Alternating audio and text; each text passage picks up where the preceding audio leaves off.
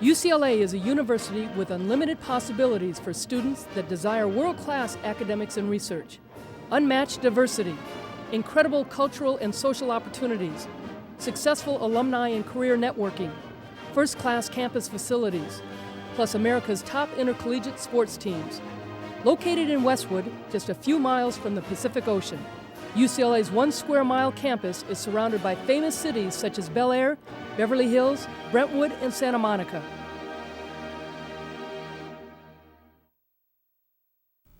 Welcome to UCLA Bruin Talk. I'm Ralph Irvin along with Stephanie Wetmore.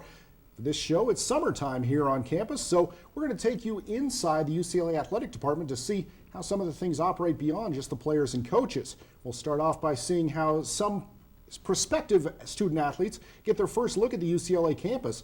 Plus, we'll take a look at how some of the funds are raised to help the ever-growing UCLA athletic program. UCLA has some very exciting upcoming events. Let's take a look.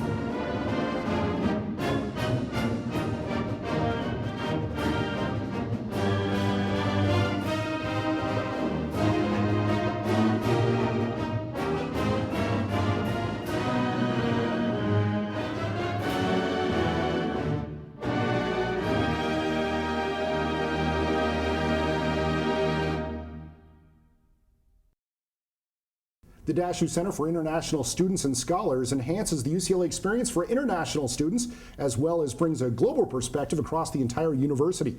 Jimmie White's the assistant director of the center. He's also the head of student services, and Pat Weber is the immigration counselor. Thank you both for joining us. Thank you. You both are involved with the Dashu Center. First, give us an overview. What is the Dashu Center here on campus? The Dashu Center is the center where all the international students and scholars report once they come. We take care of them from cradle to grave, so to speak. Once they get here, we take care of their required documentation matters. We give them an orientation, let them know what they're expected to be responsible for, what they might be facing as they come through. We let them know that we'll help them apply for any benefits that's available to them as an international student or scholar. We also have a programming unit that puts on cultural and social events and tries to integrate the international students and scholars more into the major mainstream UCLA community. Well, and again, I would imagine that a lot of students are pretty happy once they realize that there are facilities available to them for just an international perspective coming onto campus.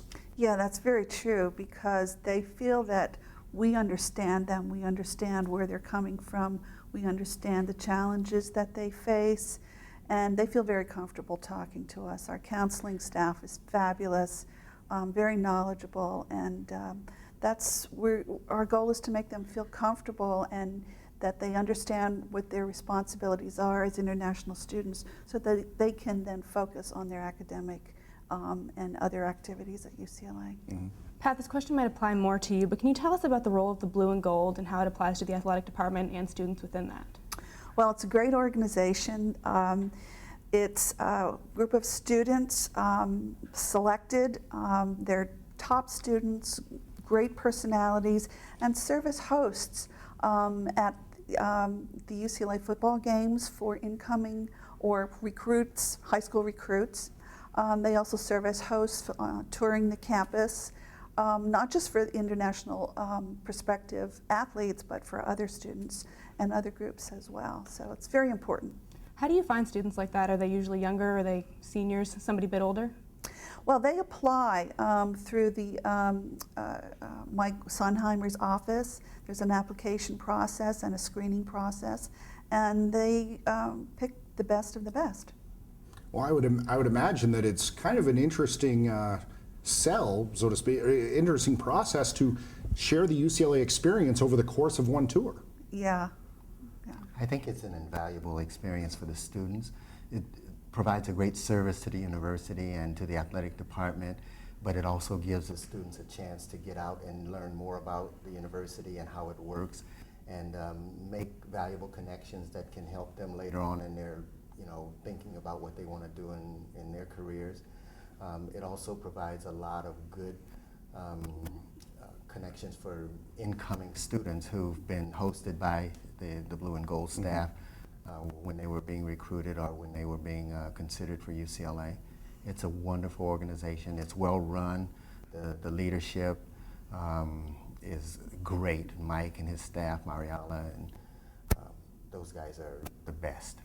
And it's a great opportunity for the students. It's a great item to put on their resumes that Right. they've participated in this group. So it's people want to get in the group. So Well, in the depth of history at UCLA, I would imagine that, again, there's so much potential to really share that someone coming on campus, they know UCLA, they may know the Bruins, but do they really know the history and the depth of everything that's gone on in the university? And there's a lot to share. right, yes. Well, when they join the Blue and Gold, they're given some information, and then they're tested on it to some extent to see whether they really understand the depth and breadth of what they're getting into and what we're all about. And I can say that I see a great deal of enthusiasm amongst the kids once they really get the knowledge of what UCLA has done and is all about, and their contributions to it.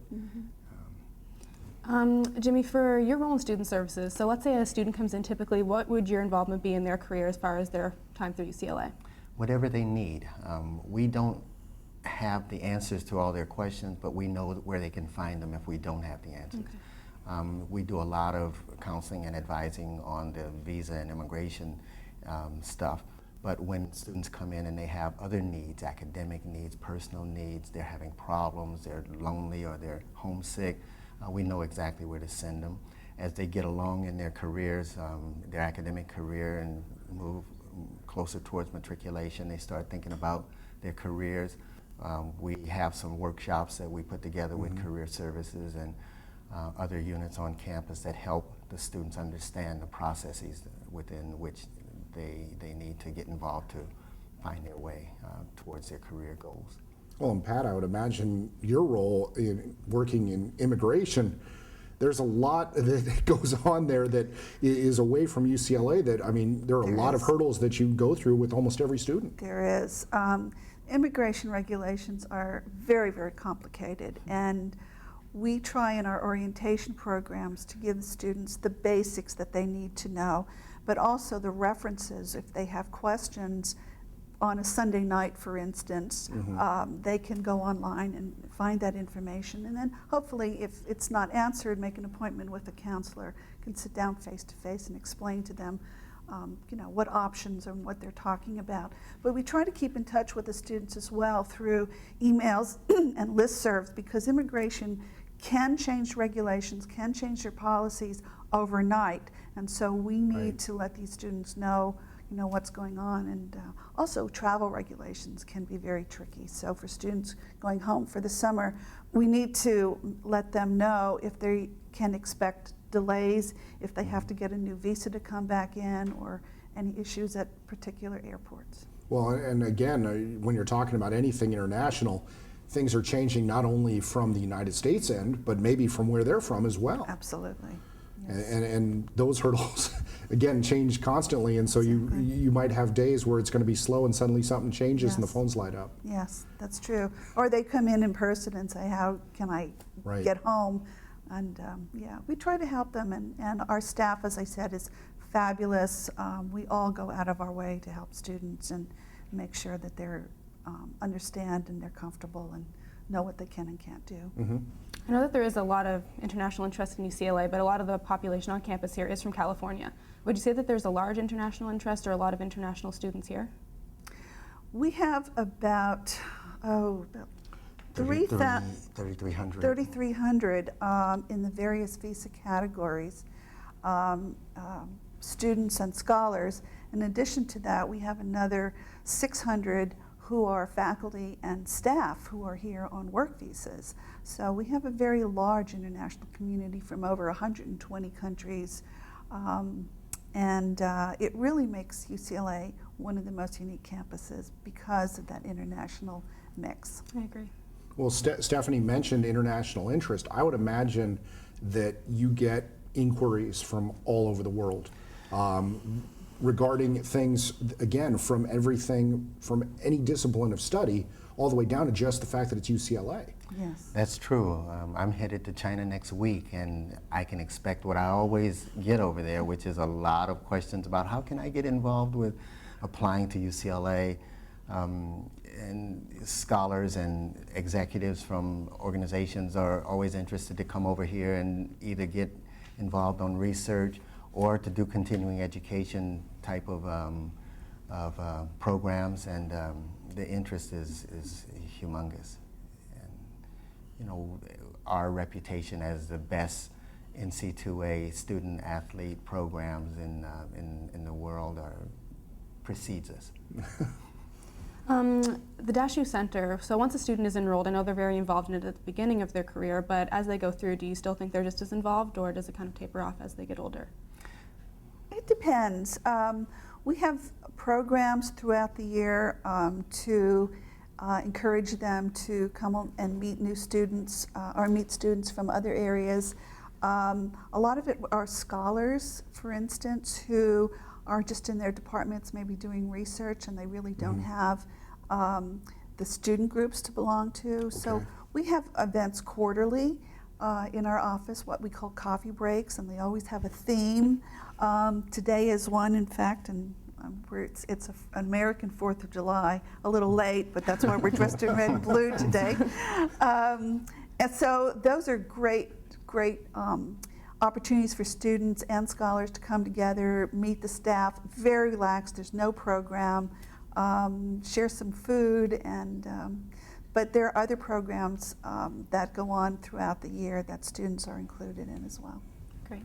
Now, what advice would you have for someone that is overseas? Now, obviously they're not watching our show today, but when you get these inquiries, what advice can you give to someone who's looking to come to UCLA? Well, we normally refer them to the appropriate admissions office, or if it's graduate student, prospective graduate student, refer them to the department they're interested in, because that's where admission for the graduate level takes place within the departments primarily. And if I were to give advice to somebody interested in UCLA on any level, I would say, you know, you got to work real hard. You got to pursue a very rigorous curriculum to prepare yourself for UCLA. It's no joke, and it's something that once you get in, you're going to really enjoy it. You're going to work hard, but at the end of the day, you're going to be very, very happy with the results that you get, your degree, and how it's perceived and respected worldwide, and the experience that you've had along the way. Well, I would imagine that with your kind of crossover role with working with international students, also working with the athletic department, then it's very possible that you can get that type of inquiry for someone who wants to participate in intercollegiate athletics, and same thing. They're just looking, how do I even reach a coach? Exactly. And the same thing, it's just putting everyone together. Exactly. Yep, I get it all the time, and luckily I have a little bit of familiarity with the coaches and the programs in the athletic department. So whenever I get an inquiry of from a prospective student athlete, I know exactly where to refer them. The first line of contact is usually Mike Sonheimer, who's the chief recruiter for the athletic department. And then if they're interested in specific sports, I tell them who the coaches are, and that they might want to contact them too. So. All right, well, Jimmie, Pat, thanks for taking the time to join us. Thanks for joining us. Thank you very much. Thank you. It's a pleasure always, and looking forward to watching UCLA's tennis team this year, which Stephanie is a key member. Thank you. We want to thank Jimmie White and Pat Weber for joining us here on UCLA Bruin Talk. Coming up, we're going to take a look at the business behind keeping UCLA's facilities among the best in the world. We're joined by Gabe Cagwin, member of UCLA's Development Department, right here on UCLA Bruin Talk.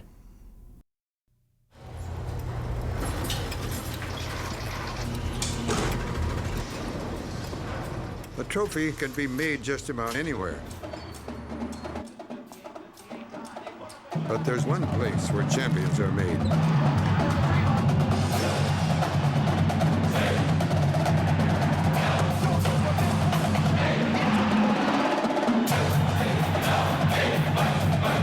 UCLA, champions made here. Welcome back to UCLA Bruin Talk. Coming up, we're going to take a look at UCLA development and how it affects the athletic department. But first, Stephanie has this week's Athlete of the Week. This week, we honor Ryann Krais of the UCLA Track and Field as our Student Athlete of the Week. Ryann outscored her closest competitor by almost 500 points to claim the junior heptathlon title in the 2009 Track and Field Championships. Her achievements continue to span over the weekend of competition, placing first in the 100-meter hurdles, high jump, and the long jump with the best season mark. A soon-to-be sophomore, Ryann has already honored as a 2009 All-American and Track and Field News' Top 5 Athlete of the Year. She has also achieved a high score of all freshmen in the NCAA championships for the heptathlon. Ryann's recent scores have qualified her for the 2009 Pan American Games this summer in Trinidad and Tobago. Congratulations, Ryann, and good luck to the rest of the team. If you would like additional information about UCLA athletics, you can visit our website at www.uclabruins.com or on our phone lines at 310-825-8575. Gabe Cagwin is the Director of Major Gifts at UCLA, is the part of the Department of Development. Before coming to Westwood, he had served as the Assistant Director of Development at Penn State's Smeal School of Business. He's currently working on the Campaign of Champions, which will renovate legendary Pauley Pavilion. Gabe, thanks for joining us. It's good to be here. Let's start from the beginning. What is development? Well, development is basically our fundraising portion of the athletic department. You know, working with the Wooden Athletic Fund, working with donors who want to give major gifts, and you know, with the development, we you know, take care of traveling costs, scholarships, basically the main fundraising part of the whole athletic department. Well, and again, you're the Director of Major Gifts, so what is a major gift? Well, we look at major gifts as basically something that's over $50,000 or above paid out. Usually the payments are over 5 years, and those are the main. That's what we're looking for, you know. And obviously, we need to get out and get more people involved in the Wooden Athletic Fund, starting at lower levels. But you know, we have a great staff doing that, and we have a major gift staff as well, and that's what we're trying to get out there and get the larger gifts, because with Pauley, we need some large gifts to overtake take a big crunch out of the $185 million we're trying to raise. Well, people, even alumni, I would imagine, still may not be fully aware of just exactly how much is funded by donation rather than by the state. Right now, we're not getting anything from the state for Pauley Pavilion. We, as a department, we need to raise $110 million. We're going to get $25 million from the school. It still is a multi-purpose facility, so the school sees that, so they're going to help us out. And then we're going to end up taking debt financing the rest. And so the more we raise, the less we have to end up taking the debt in. Right.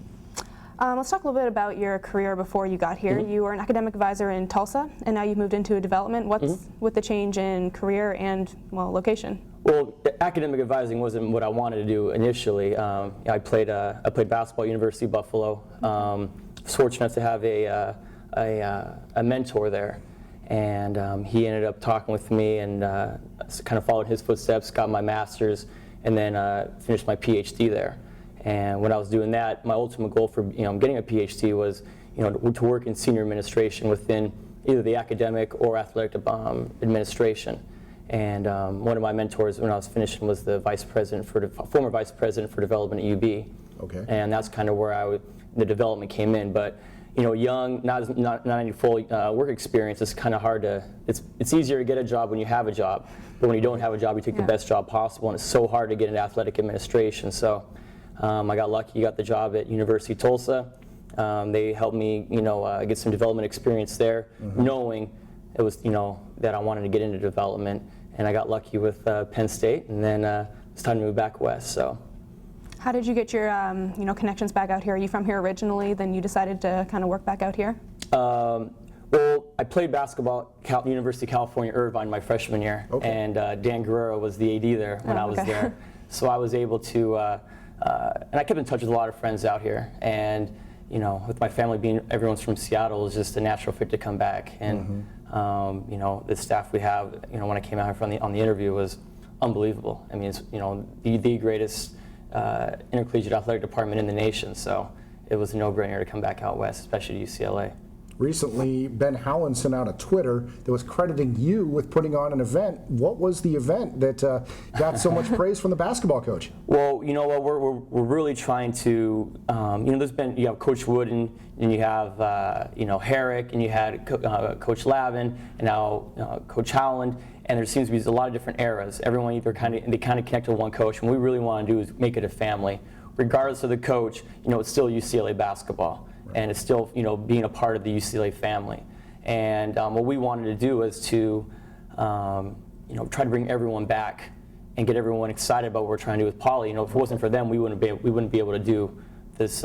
Poly wouldn't be what it is. UCLA wouldn't be what it is historically for basketball. And so we had, everyone from the Wooden era all the way up to, Kevin Love and Russell Westbrook and Aaron O'Fall. They all came back. I mean, so.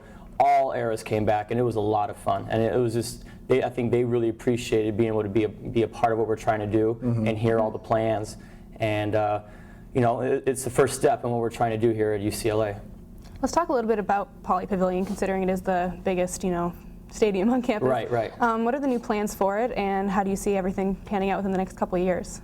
Well, we're moving forward. We have a lot of leverage as we go into the future right now. I think the biggest thing, especially for students, that they're going to like is we're going to give the students a whole other section. Right now, we're going to begin excavating in January, February, going down Bruin Walk, building brand new facilities underneath Bruin Walk that are going to be court level.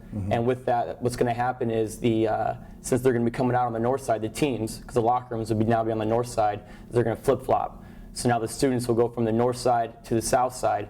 And we're also going to give them the whole west side as well, that arena level seating. And what's going to happen is we're going to center Nell and John wooden court, and we're going to bring everything closer to the floor. We're not going to have that gap anymore. There's only going to be 5 feet for people to walk through. We'll have 3 rows of courtside seating right on the baselines. There'll be a little bit of area for people to walk through, and then everyone's going to be right on the court. And so second half, when they're shooting their free throws, the students will be yelling, going crazy, just like you see on TV everywhere else. So it's really going to increase our home court advantage.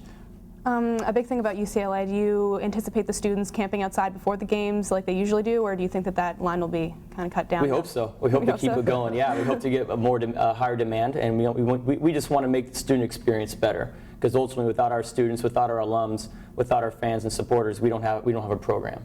So that was one of our main focus. Our main focus we had was trying to help give the students a better basketball experience.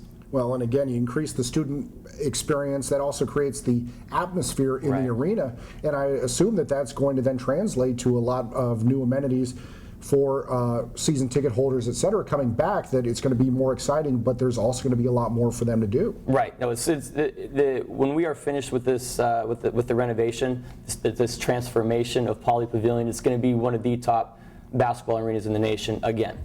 I mean, back when it was built in the mid-'60s, it was the #1 arena then. We haven't done anything for 40 years, so it's time. And we're looking forward to. I know the times are hard, but we need to do it. And this is really going to take us to another level. I mean, Coach Howland's already brought in the top recruiting classes in the nation, and we need to be able to keep building on that. And he's been a big supporter of this. I mean, and he knows how important it is. I mean, the kids nowadays, this is what they want. They want the bright lights, to come in and see the unbelievable locker rooms, and then that's what we're trying to give them.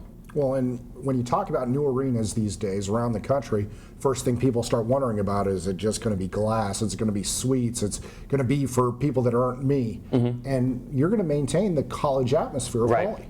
We wanted to keep the whole. I mean, Poly is one of the most storied college arena in the nation, and we wanted to keep that. We just want to add on to it. We want to make it better. We want to bring it into the times that we are in now. And so we're going to build a brand new, like I said, brand new facilities going down. We'll have a brand new pavilion club.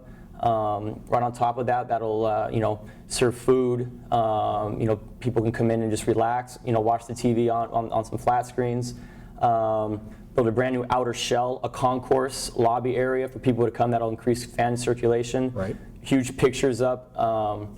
We'll have more concessions, 25 more points of sale. We'll have 3 times as many bathrooms. I mean, it really is going to be a beautiful arena, and people will see the difference by coming in there. But when they walk into Poly, they're going to see the banners.